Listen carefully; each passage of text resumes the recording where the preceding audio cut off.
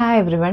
August 1 Paris ഒളിമ്പിക്സിൽ Algerian ബോക്സറായ ഇമാനെ ഖലീഫും Italian ബോക്സറായ Angela കരീനയും തമ്മിലുണ്ടായിട്ടുള്ള ഇഷ്യൂവും അതിനുശേഷമുണ്ടായ കോൺട്രവേഴ്സിയും ഒക്കെ നമുക്കറിയാമല്ലോ. എന്തായാലും ആ വിഷയത്തിന് വരുന്നതിന് മുന്നേ ഈ സംഭവം ഉണ്ടായപ്പോൾ എനിക്ക് മനസ്സിലായ ഒരു കാര്യം എന്ന് പറയുന്നത് വളരെ ബേസിക് ആയിട്ടും സെക്സും ജെൻഡറും എന്താണെന്നുള്ളത് പലർക്കും അറിയത്തില്ല എന്നുള്ളതാണ്. അത് ആരുടെയും കുഴപ്പമല്ല. നമ്മൾ സാധാരണ ഇന്റർചേഞ്ചബിളി യൂസ് ചെയ്യാറുണ്ട് സെക്സ് ജെൻഡർ എന്നുള്ള വാക്കുകൾ. അതുകൊണ്ടായിരിക്കും ഈ കൺഫ്യൂഷൻ. അപ്പൊ അതിൽ നിന്ന് തന്നെ തുടങ്ങാം. എന്താണ് ശരിക്കും ഒരാളുടെ സെക്സ് എന്ന് പറയുന്നത്? സെക്സ് എന്ന് പറയുന്നത് ഒരാളുടെ ഫിസിയോളജിക്കൽ അതുപോലെ തന്നെ ബയോളജിക്കൽ ക്യാരക്ടേഴ്സിനെ ബേസ് ചെയ്ത് ഡിറ്റർമിൻ ചെയ്യപ്പെടുന്ന ഒന്നാണ്. അപ്പം ഒരാളുടെ സെക്സ് നമ്മൾ സാധാരണ ഡിറ്റർമിൻ ചെയ്യുന്ന നമ്മുടെ ശരീരഘടന, ബേസിക് ആയിട്ടുള്ള ശരീരഘടന, അനാട്ടമി, അതുപോലെ തന്നെ നമ്മുടെ ജെനറ്റിക്സ്. അതായത് നമ്മൾ ചെറുപ്പത്തിലെ ബയോളജി പഠിച്ചിട്ടുണ്ട്. XX ക്രോമസോം ആണെന്നുണ്ടെങ്കിൽ സ്ത്രീ ആയിരിക്കും, XY ക്രോമസോം ആണെന്നുണ്ടെങ്കിൽ പുരുഷനായിരിക്കും എന്നൊക്കെ. പിന്നെ ഹോർമോണൽ ലെവലുകൾ, പിന്നെ റീപ്രൊഡക്റ്റീവ് സിസ്റ്റം, അതായത് ഇന്റേണൽ റീപ്രൊഡക്റ്റീവ് സിസ്റ്റം, എക്സ്റ്റേണൽ ജെനിറ്റാലിയും അതിനകത്ത് വരും. പക്ഷെ നമ്മൾ ഈ വക ടെസ്റ്റുകളെല്ലാം ചെയ്തിട്ടല്ല ഒരു കുഞ്ഞ് ജനിക്കുമ്പോൾ സെക്സ് നിർണ്ണയിക്കുന്നത്. നമുക്കറിയാം, കുഞ്ഞ് ജനിക്കുമ്പോൾ നമ്മൾ എക്സ്റ്റേണൽ ജെനിറ്റാലിയാണ് നോക്കുന്നത്. അപ്പൊ അവിടെ വൾവയാണെന്നുണ്ടെങ്കിൽ അത് വജൈനയും മറ്റേ എക്സ്റ്റേണൽ പാർട്സും സ്ത്രീകളുടെ അതാണെന്നുണ്ടെങ്കിൽ നമ്മൾ പറയും പെൺകുഞ്ഞാണെന്ന് പറയും. അതേസമയം ആ സമയത്ത് പെനിസും സ്ക്രോട്ടും ആണെന്നുണ്ടെങ്കിൽ നമ്മൾ പറയും ആൺകുഞ്ഞാണെന്ന് പറയും. അപ്പം ഇത്തരത്തിൽ സെക്സ് ഡിറ്റർമിൻ ചെയ്യപ്പെടുന്നത് കൊണ്ട് തന്നെ നമുക്ക് ശരിക്കും ജനറ്റിക്കലി നമ്മുടെ ഒരു ടെസ്റ്റ് ചെയ്താൽ എന്തായിരിക്കും റിസൾട്ട് എന്നുള്ളത് നമുക്ക് ആർക്കും ഒരു ഷുവർട്ടിയും ഇല്ലാത്ത കാര്യമാണ്. അപ്പൊ ശരിക്കും പറഞ്ഞാല് ഈ വക കാര്യങ്ങളൊക്കെ ഇപ്പൊ ഞാൻ പറഞ്ഞ hormonal level, genetics, external genitalia, internal organs, ഇതെല്ലാം എല്ലാവരിലും കറസ്പോണ്ട് ചെയ്യുമെന്ന് 100% ഉറപ്പാണോ? കൂടുതൽ കേസുകളിൽ നമ്മൾ കാണുന്നതെല്ലാം കറസ്പോണ്ട് ചെയ്ത് പോകാറുണ്ട്. പക്ഷെ അങ്ങനെ അല്ലാത്ത സിറ്റുവേഷൻസ് ഉണ്ടാകുമോ? നിങ്ങളൊന്ന് ആലോചിച്ച് നോക്ക്. ഇനി എന്താണ് ജെൻഡർ എന്ന് നോക്കാം. ജെൻഡർ എന്ന് പറയുന്ന സെക്സിൽ നിന്ന് വളരെ ഡിഫറെന്റ് ആണ്. ഒരാളുടെ സോഷ്യൽ ആൻഡ് കൾച്ചറൽ റോളാണ് ജെൻഡർ ബേസിക്കലി പറയുന്നത്. ഞാൻ എന്നെ എങ്ങനെ ഐഡന്റിഫൈ ചെയ്യുന്നു, എന്നെ മറ്റുള്ളവർ എങ്ങനെ ഐഡന്റിഫൈ ചെയ്യാൻ ഞാൻ ആഗ്രഹിക്കുന്നു, അതാണ് ശരിക്കും ജെൻഡർ എന്ന് പറയുന്നത്. അപ്പൊ ജെൻഡറും സെക്സും മിക്കവരിലും കോയിൻസൈഡ് ചെയ്യാറുണ്ട്, പക്ഷെ കോയിൻസൈഡ് ചെയ്യാത്തവരുണ്ട്. ജെൻഡറും സെക്സും കോയിൻസൈഡ് ചെയ്യുമ്പോൾ നമ്മൾ പറയും സിസ് ജെൻഡർ ആണ്, കോയിൻസൈഡ് ചെയ്യാത്തപ്പോൾ പറയും ട്രാൻസ്ജെൻഡർ ആണ്. ഇനി ആണ് പെണ്ണ് എന്ന് പ്രത്യേകിച്ച് ഒരു ഐഡന്റിറ്റി ഇല്ലാതെ മിക്സ് ആയിട്ട് ഐഡന്റിഫൈ ചെയ്യുന്നവരുണ്ട്, അവരെ നോൺ ബൈനറി എന്ന് പറയും. അതുപോലെ തന്നെ ഈ കാറ്റഗറിയിൽ ഒന്നും ഞങ്ങളില്ല, ഞങ്ങൾ വേറൊരു കാറ്റഗറിയാന്ന് പറയുന്ന ഒരുപാട് കാറ്റഗറിയിലുള്ള ആൾക്കാരുണ്ട്. അവരെ എല്ലാം കൂടി നമ്മൾ ജെൻഡർ ക്വയർ എന്ന് പറയും. പക്ഷെ ഇങ്ങനെ ഒരു ജെൻഡർ റിലേറ്റഡ് ഇഷ്യൂ ആണോ ഇമാനെ ഖലീഫിന്റെ കാര്യത്തിൽ സംഭവിച്ചത്?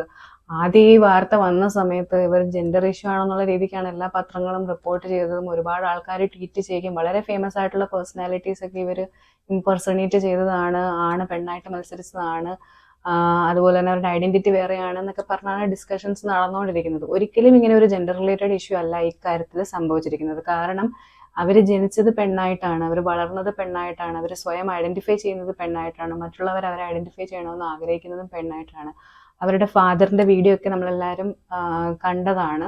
പെണ്ണായിട്ട് തന്നെയാണ് ജനിച്ചത് വളർന്നത് എന്നൊക്കെ പറയുന്നത്. ഇതിന് ശേഷം ഇപ്പം അവരും പ്രതികരിച്ചിട്ടുണ്ട്, അവർ ഐഡന്റിഫൈ ചെയ്യുന്നത് സ്ത്രീ ആയിട്ട് തന്നെയാണെന്ന് പറഞ്ഞിട്ട്. അപ്പൊ ഇത് ഒരിക്കലും ഒരു ജെൻഡർ റിലേറ്റഡ് ഇഷ്യൂ അല്ല. ജെൻഡറിനെ നമ്മൾ പാടെ അങ്ങ് മാറ്റി വെക്കുക. ഇത് ഒരാളുടെ സെക്സ് റിലേറ്റഡ് ഇഷ്യൂ ആണ്. അപ്പൊ സെക്സിൽ ഞാൻ പറഞ്ഞ പോലെ ഇത്രയും കാര്യങ്ങളുണ്ട്. ഇത്രയും കാര്യങ്ങൾ എല്ലാവരിലും കോയിൻസൈഡ് ചെയ്യണമെന്നില്ല. അങ്ങനെ കോയിൻസൈഡ് ചെയ്യാത്ത ഒരു ഇഷ്യൂ ആണ് ഇത്. അപ്പൊ എന്ത് കണ്ടീഷൻ കൊണ്ടായിരിക്കാം ഇവർക്ക് ഇങ്ങനെ ഉണ്ടായത് എന്നതിലേക്ക് ഞാൻ വരാം. നമുക്ക് കൺക്ലൂസീവ് ആയിട്ട് പറയാൻ പറ്റത്തില്ല. കാരണം എന്ന് പറയുന്നത് അവർ ഇതുവരെ ഒന്നും ഡയഗ്നോസ്ഡ് ആയിട്ടോ അല്ലെങ്കിൽ മറ്റു ടെസ്റ്റുകൾ അണ്ടർഗോ ചെയ്തിട്ടോ ഒന്നുമില്ല. ആദ്യം എന്ത് ടെസ്റ്റ് കാരണമാണ് അവരെ ഇന്റർനാഷണൽ ചാമ്പ്യൻഷിപ്പിൽ മത്സരിപ്പിക്കാതിരുന്നതെന്ന് നമുക്ക് അറിയത്തില്ലായിരുന്നു. പിന്നീട് അറിഞ്ഞു ക്രോമസോം ടെസ്റ്റിംഗ് ആണെന്ന്. എന്നാൽ ഒളിമ്പിക്സിൽ ക്രോമസോം ടെസ്റ്റിംഗ് നടത്തിയില്ലേ? എന്തുകൊണ്ടാണ് ക്രോമസോം ടെസ്റ്റിംഗ് നടത്താത്തത്? ഹോർമോണൽ ലെവൽസ് ആണ് ഒളിമ്പിക്സിൽ നോക്കുന്നത്. അതായത് ഒരു സ്ത്രീയാണ് മത്സരിക്കുന്നതെങ്കിൽ അവർക്ക് ടെസ്റ്റോസ്ട്രോൺ ലെവൽസ് പുരുഷന്റെ ലെവലിലാണ്, സ്ത്രീയുടെ ലെവലിലും കൂടുതലാണെന്നുണ്ടെങ്കിൽ കഴിഞ്ഞ 1 വർഷമായിട്ട് അവർക്ക് സ്ത്രീകളുടെ ലെവലിൽ പല മരുന്നുകളും കഴിച്ച് നിലനിർത്തേണ്ടി വരും. ഇപ്പൊ ഇതാണ് ഒളിമ്പിക്സിൽ ചെയ്യുന്ന ടെസ്റ്റ് എന്ന് പറയുന്നത് ഹോർമോൺ ലെവൽ മാത്രമാണ്. എന്തുകൊണ്ടാണ് ഒളിമ്പിക്സ് പോലുള്ള മത്സരങ്ങളിൽ ശരിക്കും ജനറ്റിക് ടെസ്റ്റിംഗ് ചെയ്യാത്തത്? എന്നാൽ ചില ഇന്റർനാഷണൽ ചാമ്പ്യൻഷിപ്പുകളിലും ഒക്കെ ഇത്തരം ടെസ്റ്റുകൾ നടക്കുന്നത്. അപ്പം ഇതൊരു ഇൻസിഡന്റ് കാരണമാണ് ഈ ഒരു ജെൻഡർ വെരിഫിക്കേഷൻ ടെസ്റ്റ് ഔട്ട്ഡേറ്റഡ് ആയി പോയതും ഇപ്പം ഇങ്ങനെ വളരെ ഇൻവേസീവ് ആയിട്ടുള്ള എക്സ്റ്റൻസീവ് ആയിട്ടുള്ള ടെസ്റ്റുകളൊന്നും നടത്താത്തതും. അതിന് കാരണമായിട്ടുള്ള ഒരു സംഭവ കഥ ഞാൻ പറയാം. മരിയ പാറ്റിനോ എന്ന് പറയുന്നത് ഒരു സ്പാനിഷ് അത്ലറ്റ് ആയിരുന്നു. അവരൊരു ഹർഡ്ലർ ഓട്ടക്കാരിയായിരുന്നു. അപ്പൊ ചെറുപ്പം മുതലേ വളരെ അവർ സ്പോർട്സിൽ പാഷനേറ്റ് ആണ്. അങ്ങനെ അവരുടെ ഡെഡിക്കേഷൻ കാരണം 1980 ആയപ്പോഴത്തേക്കും അവർ ഇന്റർനാഷണൽ സ്പോർട്സ് മത്സരങ്ങളിലൊക്കെ പങ്കെടുക്കാനായിട്ട് തുടങ്ങി. എന്തായാലും ഏതൊരു അത്ലറ്റിനെ പോലെ ഒളിമ്പിക്സ് എന്ന് പറയുന്നതായിരുന്നു അവരുടെ അൾട്ടിമേറ്റ് ഗോൾ എന്ന് പറയുന്നത്. 1985 ജപ്പാനിൽ വെച്ചിട്ട് വേൾഡ് യൂണിവേഴ്സൽ ഗെയിംസ് എന്ന് പറഞ്ഞിട്ടൊരു ഗെയിംസിൽ പങ്കെടുക്കാനിരിക്കവേ റുട്ടീൻ പ്രൊസീജിയേഴ്സിന്റെ ഭാഗമായിട്ട് ഒരു ജെൻഡർ വെരിഫിക്കേഷൻ ടെസ്റ്റ് നടത്തി. അവർക്ക് അതിൽ യാതൊരു കൺസേണും ഇല്ല, കാരണം അവർക്ക് 100% ഷുവർ ആണ് അവരൊരു സ്ത്രീ ആയിട്ട് തന്നെയാണ് ഐഡന്റിഫൈ ചെയ്യുന്നതും. അതുകൊണ്ട് അവർക്ക് അതിനകത്ത് ഒരു ടെൻഷനും ഇല്ല. എന്നാൽ ആ ടെസ്റ്റിന്റെ റിസൾട്ട് അവരെ വളരെയധികം ഷോക്ക് ചെയ്യിപ്പിക്കുന്നതായിരുന്നു. അവർക്ക് XY ക്രോമസോം ആണ്, അതായത് പുരുഷന്റെ ക്രോമസോം ആണ് എന്നാണ് അറിയാൻ കഴിഞ്ഞത്. പിന്നീടുള്ള ടെസ്റ്റുകളിൽ അവർക്ക് കംപ്ലീറ്റ് ആൻഡ്രോജൻ ഇൻസെൻസിറ്റിവിറ്റി സിൻഡ്രോം എന്ന അസുഖമാണെന്ന് മനസ്സിലാവുകയും ചെയ്തു. അതായത് ഇവരുടെ ശരീരം അവർ കുഞ്ഞായിരിക്കുമ്പോൾ തൊട്ട്, അവർ ഗർഭാവസ്ഥയിലുള്ളപ്പോൾ തൊട്ട് തന്നെ പുരുഷ ഹോർമോണുകളോട് പ്രതികരിക്കുന്നില്ല. അവരുടെ ശരീരത്തിലുള്ളത് പുരുഷ ഹോർമോണുകളാണ്. അവരൊരു ആൺകുഞ്ഞായി ജനിക്കേണ്ട കുഞ്ഞാണ്. പക്ഷെ ശരീരം ഇങ്ങനെ പ്രതികരിക്കാത്തത് കൊണ്ട് അവർക്ക് എക്സ്റ്റേണൽ ജെനിറ്റാലി എന്ന് പറയുന്ന മെയിലിൻ്റെതായില്ല. നമ്മുടെ ഒരു ഹ്യൂമൻ ഡെവലപ്മെന്റ് അങ്ങനെയാണ്. മെയിൽ ഹോർമോൺസിനോട് പ്രതികരിക്കുമ്പോഴാണ് മെയിൽ ജെനിറ്റാലി ഉണ്ടാകുന്നത്. അങ്ങനെ അല്ലാത്ത പക്ഷം അത് ഫീമെയിൽ എക്സ്റ്റേണൽ ജെനിറ്റാലി ആയിട്ട് മാറും. അപ്പൊ അതുകൊണ്ടാണ് ഇവർക്ക് ഇങ്ങനെ ഒരു കണ്ടീഷൻ ഉണ്ടായത്. പക്ഷെ ഇവർക്ക് യൂട്രസ് ഓവറി ഒന്നും ഉണ്ടാവാറില്ല, അതുകൊണ്ട് മെൻസ്ട്രേഷനും ഉണ്ടാവാറില്ല. പക്ഷെ പലരും അത് കാര്യമാക്കാതെ വെച്ചുകൊണ്ടിരിക്കുക, അതിനെ ഇവാലുവേറ്റ് ചെയ്യിക്കാറില്ല എന്നുള്ളതാണ് ശരിക്കും നമ്മളെ ഞെട്ടിപ്പിക്കുന്ന ഒരു വസ്തുത. എന്തായാലും ഇത് വലിയ ന്യൂസ് ആയിട്ട് മാറി. ഇവരുടെ സ്വപ്നങ്ങളൊക്കെ തകർന്നു, ഇവർക്ക് റെക്കോർഡുകളൊക്കെ നഷ്ടപ്പെട്ടു. കൂടുതൽ ഇവർക്ക് ഈ ഷോക്കിംഗ് ആയിട്ടുള്ള ന്യൂസിനെ കാട്ടിലും ഒരുപാട് പൊതുജന വിചാരണയ്ക്കും അതുപോലെ തന്നെ മീഡിയ ഇവരെ മോശമായി ചിത്രീകരിക്കുക, സ്പോർട്സ് അതോറിറ്റീസിന്റെ ഭാഗത്തു നിന്നുള്ള പെരുമാറ്റം, ഇതൊക്കെ അവർക്ക് വലിയ ഒരു ട്രോമയായി മാറി. നിങ്ങളൊന്ന് ആലോചിച്ച് നോക്കൂ, ഒരു സ്പോർട്സ് പേഴ്സൺ ഒന്നും അല്ല, ഒരു സാധാരണ ആള്. ഇപ്പൊ ഞാനൊരു സ്ത്രീ ആയിട്ടാണ് ജനിച്ചത്, സ്ത്രീ ആയിട്ടാണ് വളരുന്നത്, സ്ത്രീ ആയിട്ടാണ് ഐഡന്റിഫൈ ചെയ്യുന്നത്, മറ്റുള്ള ആൾക്കാർ എന്നെ അറിയപ്പെടണമെന്ന് ആഗ്രഹിക്കുന്നത് സ്ത്രീ ആയിട്ടാണ്. പക്ഷെ ഒരു സുപ്രഭാതത്തിൽ ഞാൻ ക്രോമസോമൽ ടെസ്റ്റ് ചെയ്യുമ്പോൾ എനിക്ക് XY ക്രോമസോം ആണെന്ന് അറിയുകയാണ്. അതായത് ഞാൻ ഇത്രയും നാളും ജീവിച്ചിരുന്ന ജീവിതം എന്ന് പറയുന്നത് വലിയൊരു കള്ളമായിരുന്നു. എനിക്കൊരു ജനറ്റിക് കണ്ടീഷൻ കാരണമാണ് ഞാനൊരു സ്ത്രീ ആയിട്ട് കംപ്ലീറ്റ്ലി ജീവിച്ചത്. ശരിക്കും ഞാനൊരു ആണാകേണ്ടിയിരുന്ന ശരീരമായിരുന്നു എന്ന് പറയുമ്പോൾ നമുക്ക് ഉണ്ടാകുന്ന ഒരു ഐഡന്റിറ്റി ക്രൈസിസ് എന്ന് പറയുന്നത് ഭയങ്കരമാണ്. അത് നമ്മളുണ്ടാക്കുന്ന ട്രോമ ഭയങ്കരമാണ്. അങ്ങനെ ഒരു ട്രോമയിലൂടെ ഓൾറെഡി കടന്നു പോകുന്ന ഒരാളിനെയാണ് നമ്മൾ ഇത്രമാത്രം ഒരു കാര്യം അറിയാതെ ക്രൂശിച്ചുകൊണ്ടിരുന്നത്.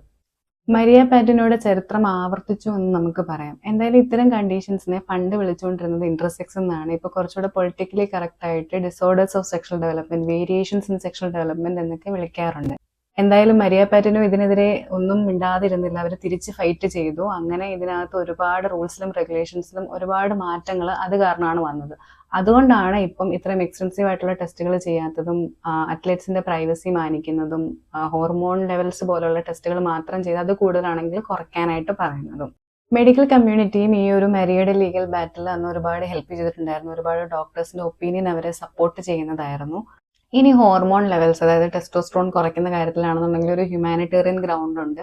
കാസ്റ്റർ സെമന്യ എന്ന് പറഞ്ഞിട്ട് ഒരു സൗത്ത് ആഫ്രിക്കൻ റണ്ണർ ഉണ്ടായിരുന്നു. അവർക്ക് ഹൈപ്പർ ആൻഡ്രോജനിസം എന്ന് പറയുന്ന കണ്ടീഷനാണ്. അതായത് അവർക്ക് ടെസ്റ്റോസ്റ്റിറോൺ ലെവൽസ് എപ്പോഴും കൂടുതലായിരിക്കും. അവർക്ക് 1 വർഷമായിട്ട് മരുന്ന് കഴിച്ചത് കുറച്ചെങ്കിൽ മാത്രമേ അവർക്ക് മത്സരത്തിൽ പങ്കെടുക്കാനായിട്ട് പറ്റത്തുള്ളൂ. അപ്പൊ അവർ ഇതിനെതിരെ പ്രതികരിച്ചിരുന്നു, ഒരുപാട് നിയമപരമായിട്ടൊക്കെ അവർ നീങ്ങിയിരുന്നു. ഇത് അവരുടെ ബേസിക് ആയിട്ടുള്ള ഹ്യൂമൻ റൈറ്റ്സ് ആണ്. അവരെ കൊണ്ട് അനാവശ്യമായിട്ട് ഹോർമോൺ ലെവൽസ് കുറയ്ക്കാനായിട്ട് 1 വർഷക്കാലത്തോളം മരുന്ന് കഴിപ്പിക്കുന്നു എന്ന് പറഞ്ഞിട്ടായിരുന്നു അവരുടെ പരാതികൾ പോയിരുന്നത്. ഇന്ത്യയിൽ ജെൻഡർ റിലേറ്റഡ് ആയിട്ട് ഇങ്ങനെ ഉണ്ടായ ഒരു ഇഷ്യൂ ആണ് പിങ്കി പ്രമാണിക്കിന്റെ ഇഷ്യൂ. അവർക്കെതിരെ റേപ്പ് അലിഗേഷൻസ് വരികയും തുടർന്ന് അവരെ മത്സരങ്ങളിൽ പങ്കെടുപ്പിക്കാതിരിക്കുകയൊക്കെ ചെയ്തിട്ടുണ്ട്. ഇമാനെ ഖലീഫിന് ശരിക്കും ഡിസോർഡർ ഓഫ് സെക്ഷൽ ഡെവലപ്മെന്റ് ആണോ എന്നൊന്നും നമുക്ക് അറിയത്തില്ല. ഇത് ജസ്റ്റ് സ്പെക്കുലേഷൻ ആണ്, ഇങ്ങനെ ആകാമെന്ന്. ഇനി അവർക്ക് അസുഖം ഉണ്ടെങ്കിൽ വരാൻ സാധ്യതയുള്ള അസുഖം എന്ന് പറയുന്നത് സ്വയസ് സിൻഡ്രോമും അതുപോലെ തന്നെ ആൻഡ്രോജൻ ഇൻസെൻസിറ്റിവിറ്റി സിൻഡ്രോമും ആണ്. സ്വയസ് സിൻഡ്രോമിൽ ഓവറീസും ടെസ്റ്റസും കാണത്തില്ല, യൂട്രസും ഫലോപ്പിയൻ ട്യൂബും ഉണ്ടായിരിക്കും. അതേസമയം കംപ്ലീറ്റ് ആൻഡ്രോജൻ ഇൻസെൻസിറ്റിവിറ്റി സിൻഡ്രോമിൽ സ്ട്രീക്ക് ഗോണാഡ്സ്, അതായത് ടെസ്റ്റസ് ചിലപ്പോൾ ഒരു സ്ട്രീക്ക് പോലെ കാണാം, മറ്റൊരു ഇന്റേണൽ ജെനിറ്റാലിയ ഉണ്ടാകത്തില്ല. എക്സ്റ്റേണൽ ജെനിറ്റാലിയ രണ്ടിലും സ്ത്രീകളുടേത് പോലെ ആയിരിക്കും, പക്ഷേ മെൻസ്ട്രേഷൻ ഉണ്ടാകത്തില്ല. ഇതിന്റെ ഒരു ഓപ്പോസിറ്റ് കണ്ടീഷനാണ് കൺജനൈറ്റൽ അഡ്രിനൽ ഹൈപ്പർപ്ലേഷ്യ എന്ന് പറയുന്നത്. അതിൽ പുരുഷനായിട്ടായിരിക്കും ജീവിക്കുന്ന, ഒരു സുപ്രഭാതത്തിൽ ജനറ്റിക് ടെസ്റ്റിംഗ് ചെയ്യുമ്പോഴായിരിക്കും അറിയുന്നത് സ്ത്രീയാണ് എന്നുള്ളത്. കൺജനൈറ്റൽ അഡ്രിനൽ ഹൈപ്പർപ്ലേഷ്യയിൽ അഡ്രിനൽ ഗ്ലാൻഡ് വളരെ വലുതും ഒരുപാട് ഹോർമോൺ ഉൽപ്പാദിപ്പിക്കുകയും ചെയ്യും. അതുകൊണ്ട് തന്നെ ഇവരിൽ ടെസ്റ്റോസ്ട്രോൺ ലെവൽസ് വളരെയധികം കൂടുതലായിരിക്കും. അപ്പോൾ ടെസ്റ്റോസ്ട്രോൺ ലെവൽ കൂടുതലായതുകൊണ്ട് തന്നെ ഇവരുടെ ക്ലിറ്റോറിസ് എന്ന് പറയുന്നത് പതുക്കെ ഒരു ഗ്ലാൻസ് പെനിസിന്റെ അപ്പിയറൻസ്, പെനിസിന്റെ ടിപ്പിലുള്ള സ്ട്രക്ചറിന്റെ ഒരു അപ്പിയറൻസിലേക്ക് മാറും. അപ്പൊ അതുകൊണ്ട് തന്നെ ഇവര് മെയിലാണെന്നാണ് സ്വയം വിചാരിക്കുന്നത്. എന്തായാലും സ്പോർട്സിൽ നടക്കുന്ന ജെൻഡർ വെരിഫിക്കേഷൻ ടെസ്റ്റിനെ പറ്റി നിങ്ങളുടെ അഭിപ്രായം എന്താണ്? ഇതിന്റെ ആവശ്യമുണ്ടോ ഇത്ര എക്സ്റ്റെൻസീവ് ആയിട്ട് നടത്തേണ്ടത്? ഉണ്ടെങ്കിൽ എന്തൊക്കെ ടെസ്റ്റുകളായിരിക്കും ഇൻക്ലൂഡ് ചെയ്യേണ്ടത്? അതോ ഇതൊന്നും ആവശ്യമില്ലയോ? ഹോർമോൺ ലെവൽ പോലും നോക്കേണ്ട കാര്യമില്ലെന്നാണോ നിങ്ങളുടെ അഭിപ്രായം? ഇത് വളരെ ഒരു ഗ്രേ ഏരിയ ആണെന്നാണ് എനിക്ക് തോന്നുന്നത്. കാരണം ഒന്ന്, നമ്മൾ ഫെയർനെസ് കോമ്പറ്റീഷനിൽ എന്തായാലും എൻഷുർ ചെയ്യണം, ഇക്വിറ്റി എൻഷുർ ചെയ്യണം. അപ്പൊ അതിന് വേണ്ടിയിട്ട് എന്തായാലും ഒരാൾക്ക് ഒരു അഡ്വാൻറ്റേജ് ഉള്ള കണ്ടീഷൻ ഉണ്ടെന്നുണ്ടെങ്കിൽ അത് നമ്മൾ മാറ്റിയേ മതിയാവും. അതുകൊണ്ട് എന്തായാലും നമുക്ക് ഹോർമോൺ ലെവൽ പോലുള്ള കാര്യങ്ങൾ ചെയ്തേ മതിയാകൂ എന്നാണ് എൻ്റെ ഒരു അഭിപ്രായം. അതേസമയം നമ്മൾ ബേസിക് ഹ്യൂമൻ റൈറ്റ്സിനെ അവരുടെ പ്രൈവസിയൊക്കെ മാനിക്കുകയും ചെയ്യണം. ഇപ്പൊ ഇത്തരത്തിലുള്ളൊരു ഇഷ്യൂ ഉണ്ടായപ്പം അതിന്റെ ശരിയായിട്ടുള്ള കാര്യം അറിയാതെയാണ് പലരും പ്രതികരിക്കുന്നതും അവരെ ക്രൂശിക്കുന്നതൊക്കെ. അപ്പൊ അത്തരം സിറ്റുവേഷൻസ് നമ്മൾ അവോയ്ഡ് ചെയ്യാനായിട്ട് നോക്കണം. എന്തായാലും നിങ്ങളുടെ അഭിപ്രായം കമന്റ് ചെയ്യുക. Thank you so much.